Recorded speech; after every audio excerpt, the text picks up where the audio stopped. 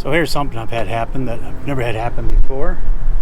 When I pulled in to park, this was on the hitch. It was angled up like this. I've never seen it like that before. And the rubber here slipped back and out. Didn't come out all the way, but I didn't catch it.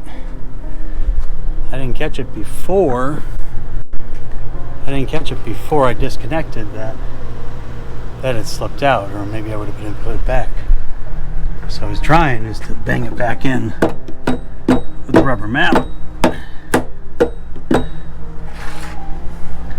There's no way to make this thing here move. That's going to get back up.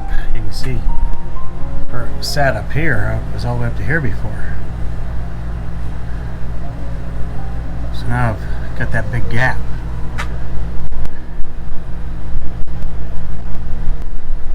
And right now I don't know of a way to fix it. Take that head off.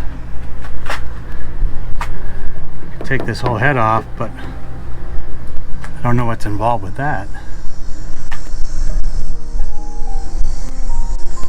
That could be more of a headache. Maybe I put it back to the truck. I can get a little bit of an angle on it, pound it back in maybe. I wouldn't think so, because you think this is angled up. That'd be hard to come in. I don't know. Let's see what I can find. I'll let you know when we find out. But that's the first I've had that move. Which hopefully doesn't mean this is ruined. I can't imagine it's ruined.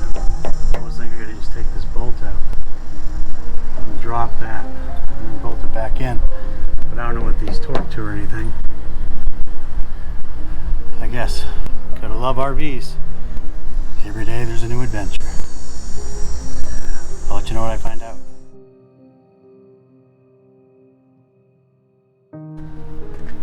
Alright, so I showed you what had happened to my pin box on the trailer. I called Lippert, and Lippert was right on top of it. They said it's a known defect with this pin box. They told me for now call a welder and have this welded. So I've got this all welded here. See, welded the front, so it will last there. Welded a plate in the back. So what that's going to do is that's going to prevent this from moving. Alright, so what happened was they told me because the pin box design and the hitch design, they're both designed to stop chucking. When you have them both together, they work against each other. So when I pulled in today, this was up at an angle like this, and the rubber pad had slipped back out to about here.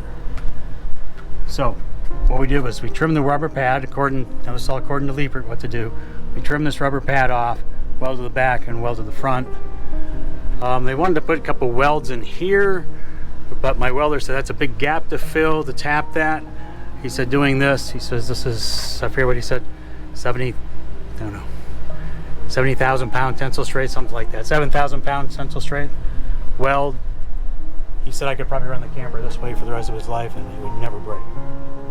So Lippert is covering the cost of the welding job. And on top of that, they're going to replace the whole pin box.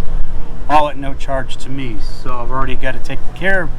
I called them up within 10 minutes. I had a case number. I called the local welding shop and he came, luckily he answered the phone. He was 5 minutes away from me. Came right in, took a look at it, said I can do that. Went and cut the parts.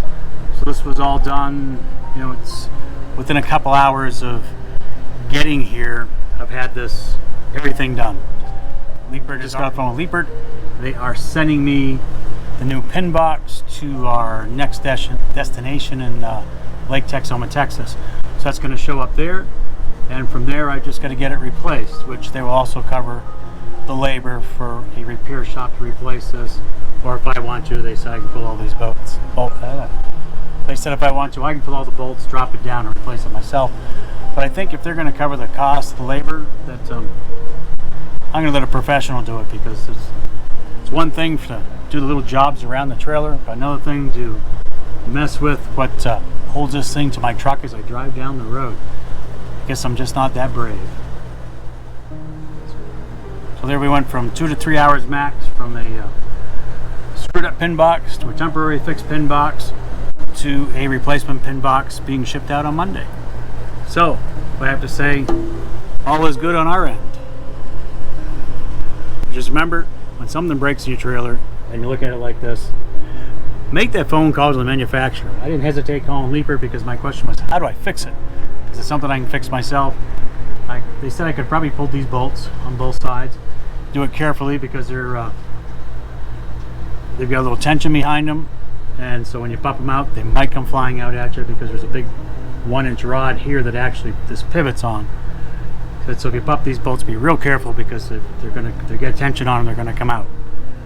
If I could have done that and slid the rubber back in, he said, but probably now that it's happened, every couple hundred miles that might slide back out, we might have the same problem. So this was the better fix, just to get it done and not to worry about it now while I'm towing, because we've got another 700 miles to our next destination we're gonna be at for a couple of weeks. So that gives me time to get the whole pin box replaced. So there's all the fun of traveling on the road. As always, thanks for watching Be Free, and we hope to see you all on the road.